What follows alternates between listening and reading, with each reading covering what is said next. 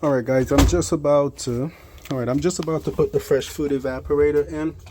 You can see the coil here, and this is the old one.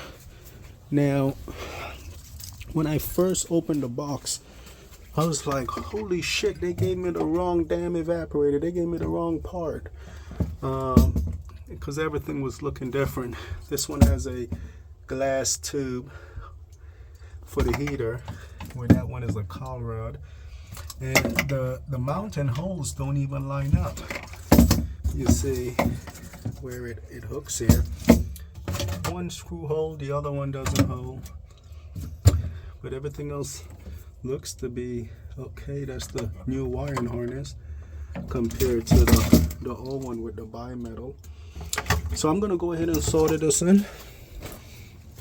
What I want to point out is, in order to know for certain if you have a restricted joint, when you do your solder, in order to know for certain that, you know, it's not clogged, what I like to do with the evaporator, well, the way I learned the hard way to do it, is do the caliper first, then put air in the line, and make sure you get air coming back out of the return side, because this side is always easier to restrict the caliper tube than the return side.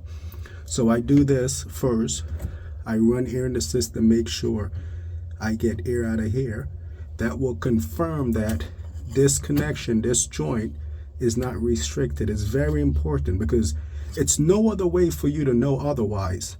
And I tell you, when I'm first starting out, the evaporator was my biggest issue. And every time I go and solder this in, it gets restricted. You know, so I had to learn the hard way. So I'm telling you guys this to kind of save you guys the heartache and the crazy learning curve that I had to go through. So do this side first, solder it. You should be getting air out of here when you put air in the system. If you're not, that tells you that this is restricted, and you got to fix that. All right, if you guys find that tip helpful, hit me up in the like section. Hit that like button. Hit me up in the comment section. All right.